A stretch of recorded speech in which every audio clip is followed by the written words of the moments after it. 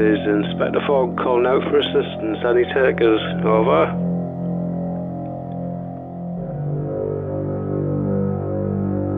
This is Inspector Fogg calling out for assistance. Any takers? Over.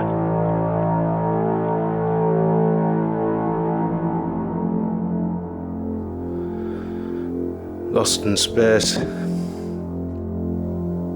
Sucks this like.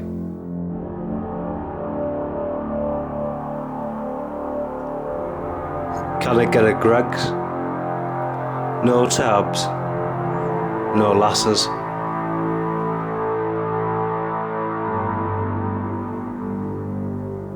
More than anything, it's just really, really bloody dull.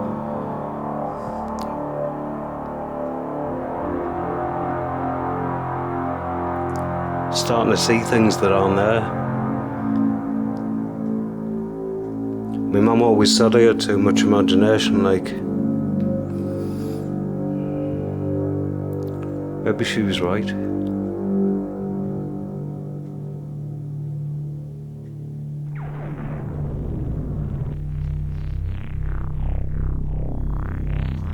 Inspector alert. Incoming cargo. Repeat. Incoming cargo. Okay, Elspeth, what you got? Analyzing. Analyzing. Cannot identify. Repeat. Cannot identify. Bring it up on the visualizer. It's a man. Some kind of a man-bot. A man-droid. A Foggonaut. Company. At last. A visitor. I'll make some muffins. I'll make some really nice muffins. Maybe they'll be my friend. I'm gonna bring him in.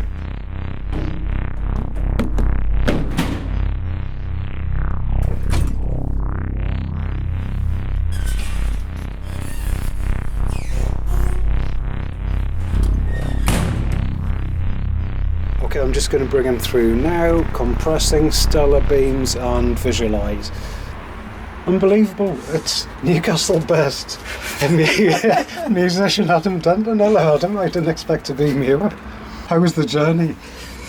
It was a lot more comfortable than I was expecting, actually. But well, you've actually been in transit for 30,000 years. It's around that, yeah. And we put you into cryonic suspension 2020.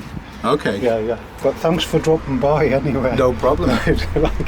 Cool. Location. The old police house. Gateshead. Scanning records.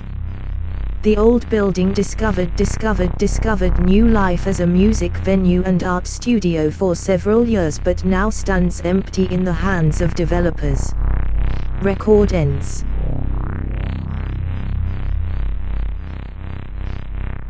It's nice to see it again, even with the skip and all closed and everything. It's such an amazing, strange little forgotten corner of definitely Gateshead, kind of time capsule, because yeah. When we left it, there was Mark Wardlaw's installation in that room up there on the first floor, which, in amongst other things, had a paddling pool and some words across the wall saying "fuck the council," and I wonder if it's still as it was 3 years ago. I'm just thinking about this time when Ryan Trainer played here. Were you here for that gig? I was there. It was one of the Opal Tapes nights, right. And Ryan Trainer was playing in that room, tiny room, loads of people packed in, and it was a very jubilant, happy crowd. And I just remember I was by the door, and this woman just came, like, he was playing this really broken up, mad techno garage kind of stuff. She came flying out of that room, out of the front door, and just like projectile vomited like all over here. And then was a lot better off for it. Yeah. I'm not entirely sure why that instance that could have been comes back to me, but it could have been a possession. That There could was- have been ectoplasm. There was more than music happening there. Way more. Way more. Yeah. No, like this place, you could say that in general, couldn't you? There was way more than just music happening. Yeah, I don't think so. I don't think any of it would happen without music, though. Exactly right. It's the catalyst, isn't it? Definitely, it's the focal. It's like people converge around people playing and people putting stuff on, and hopefully one day we'll be able to do that again.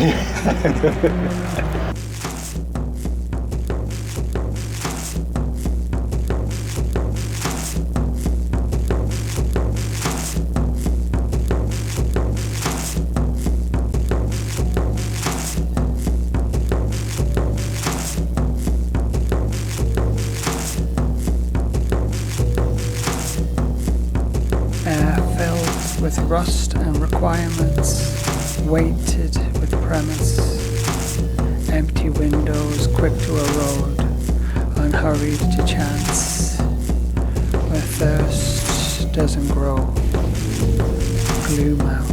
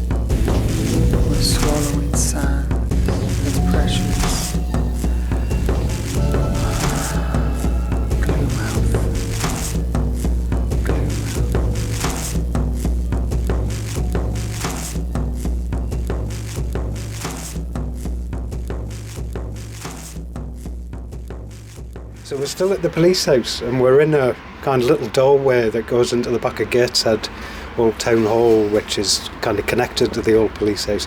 And this is like, there'll be a blue plaque here at some point, Adam, because this is where me and Clive filmed our first scene, going through this doorway, so it's quite weird. I remember that happening. I heard a story one night, I think we were talking early doors when we didn't really know each other very much, and I remember having a chat with you here about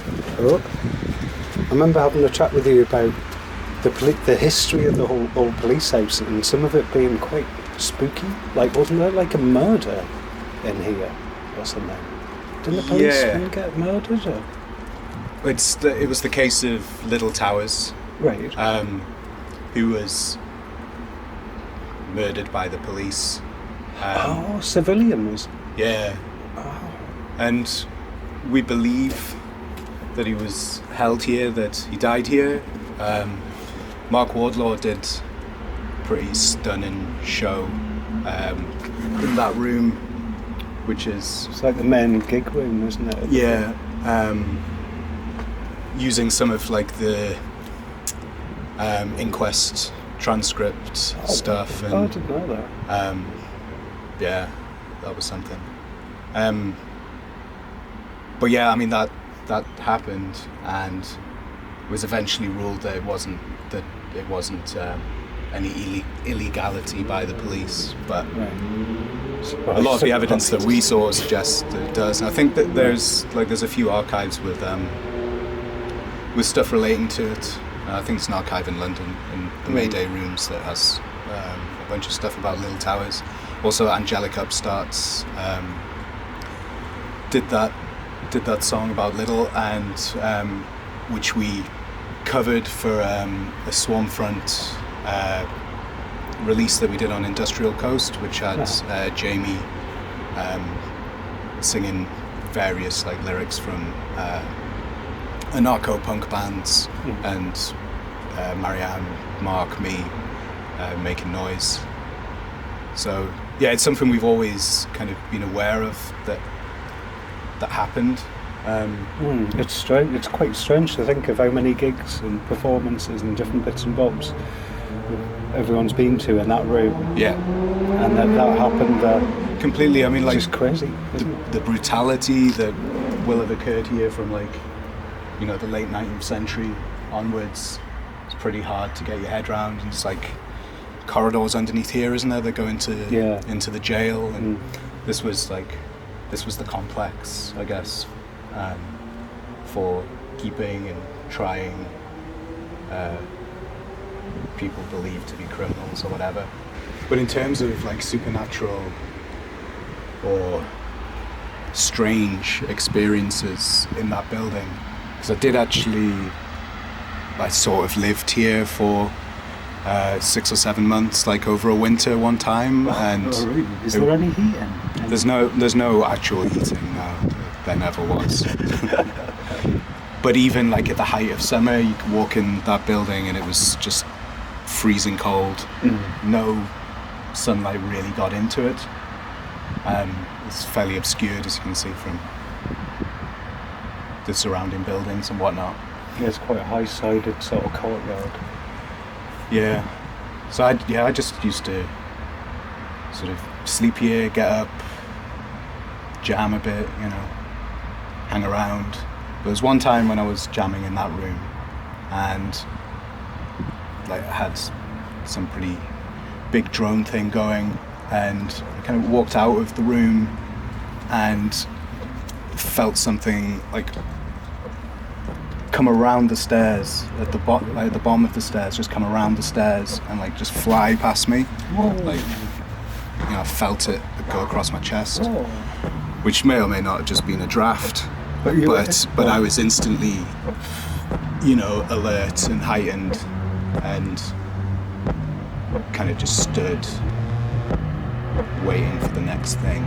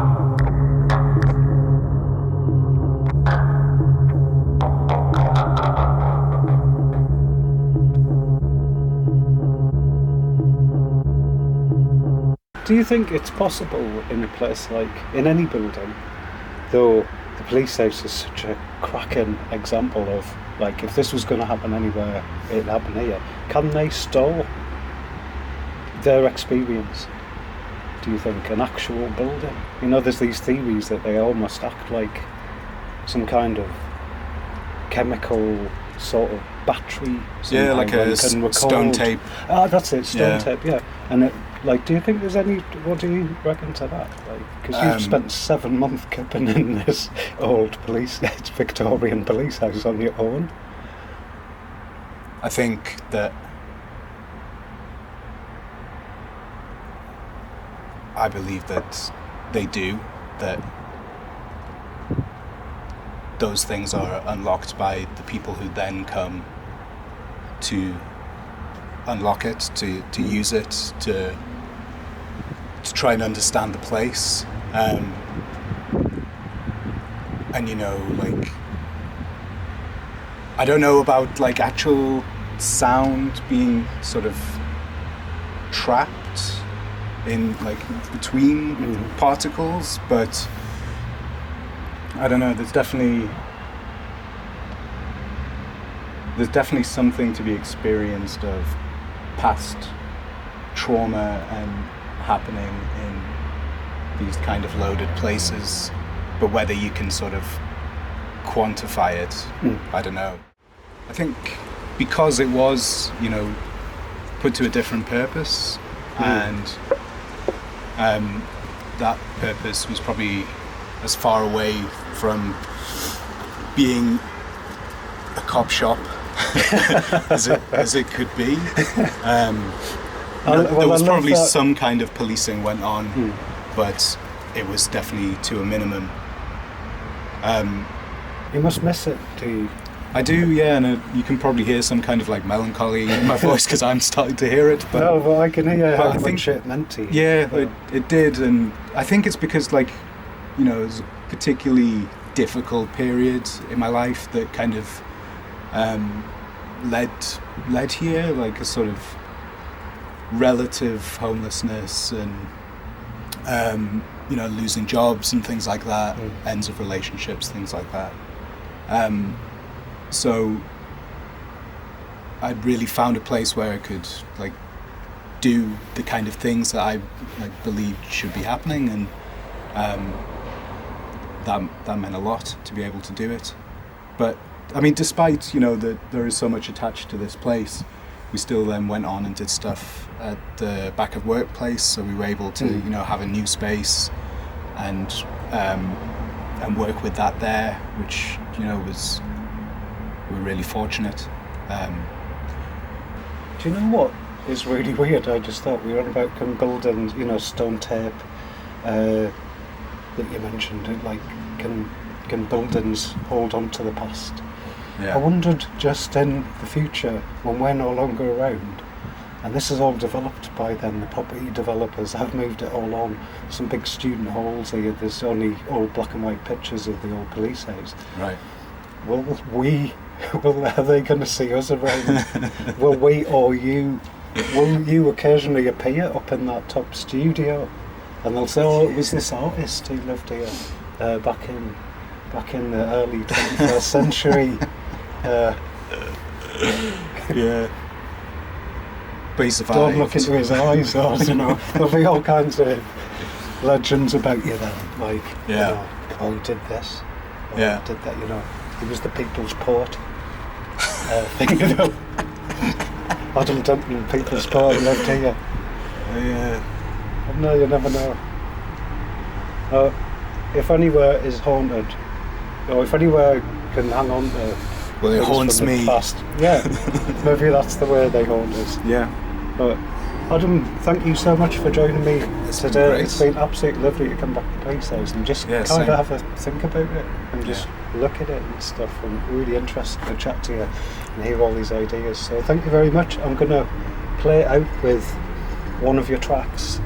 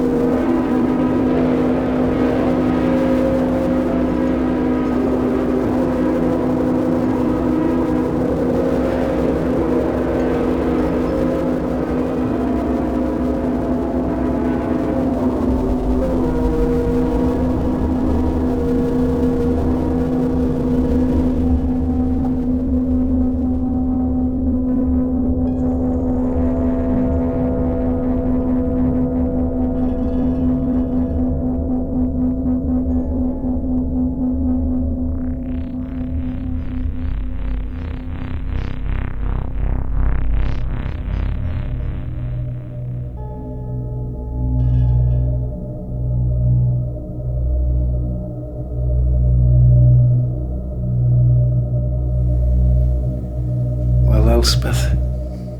It was nice to see Adam, even if he wasn't really there.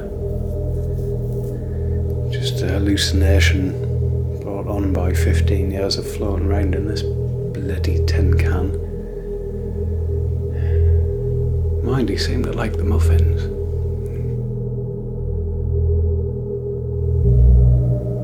We had music from Chlorine, Basic House, Swan Hunter, and Gonarch.